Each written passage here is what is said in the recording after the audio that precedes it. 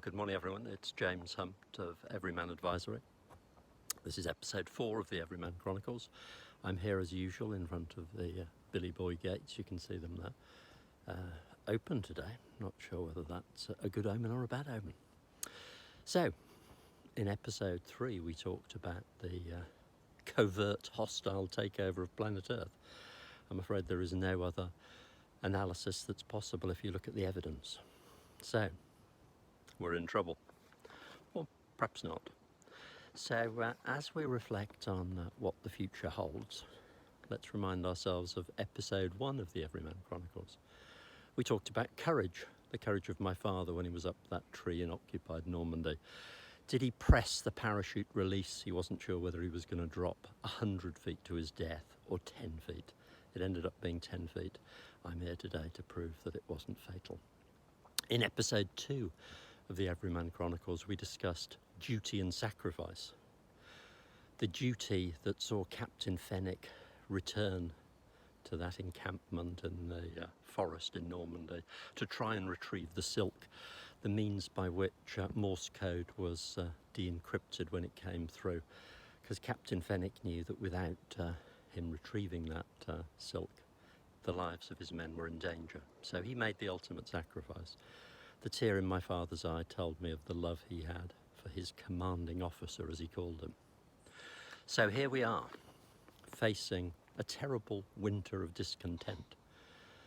So 2 days ago, I posted by special delivery a notice of liability to Jean Munro of the family reign.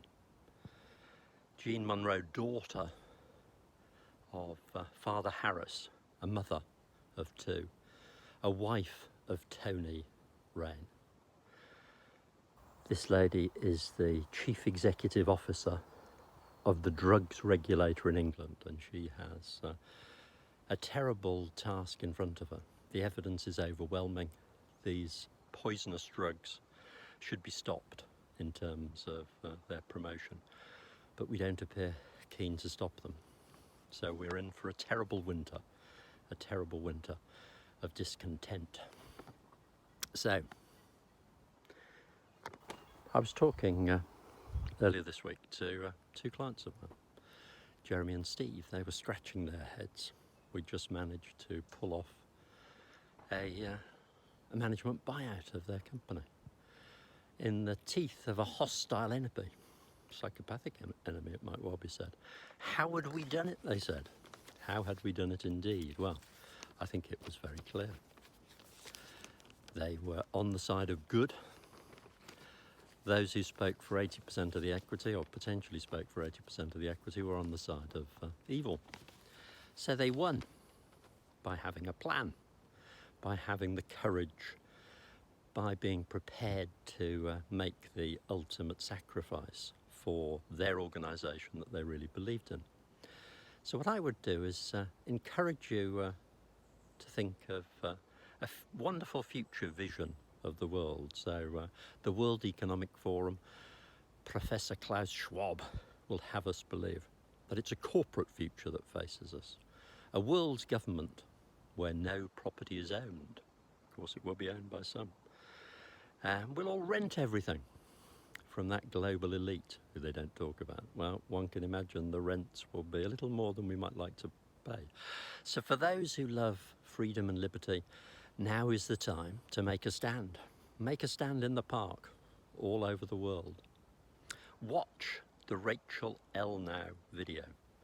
She has this wonderful perception. She's the lady who brought us Red Letter Days. She was on the BBC TV's Dragon's Den. And Rachel, if you watch her video, has this wonderful perception of a future world, a Mother Earth, where love, peace are valued above the corporate imperative of profit. So do watch Rachel, see what you think of her wonderful message of hope. So the other thing I discovered as I framed that message, that billet doux to June Munro of the family reign, was that there is something that is very mighty indeed, and that is the law of the land. the law of England, the common law of England. So later today I'll be recording a video with a gentleman called Roscoe and Soviet Enterprises guy, Alistair Cook. And we'll be telling you how you too might use the law of England. The law of England that places those who work for corporations in potentially an uncomfortable position where they could be personally liable. So we've got that question of morality, personal morality.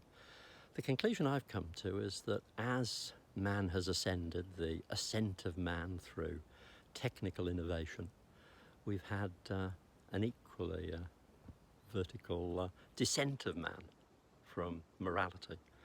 And so we're reaching that point of inflection where the psychopaths, I'm afraid, have taken control of the world. And those of us who care have to wrest back control. As the Hopis say, we have been waiting. The time has come. We are the ones. There's no one else to turn to. It's us who has to make the difference. So we need to have a vision. We need to apply the law of the land. We also need to have a plan, and we need to understand what the plan of the enemy is going to be. Now, as we contemplate those, I'll be sharing with you in the next chronicle my ideas. We need to gain fortitude from the history, the wonderful history of the world, and in my case, the history of England. So, a hymn that really inspires me is Jerusalem. I'd like you to listen to a clip I'm going to post, but I'd like you to listen to these wonderful words of William Blake about Jerusalem. And did the countenance divine shine forth upon our clouded hills, and was Jerusalem builded here among these dark satanic mills?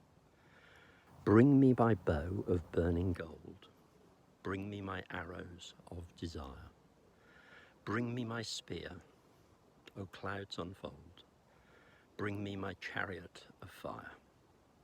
I will not cease from mental fight, nor shall my sword sleep in my hand, till we have built Jerusalem in England's green and pleasant land.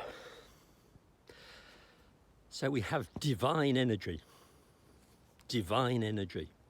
for the battle for Middle Earth. We have our chariots of fire. Now is the time. Join me next week for the next exciting instalment of the Everyman Chronicles. Bye for now.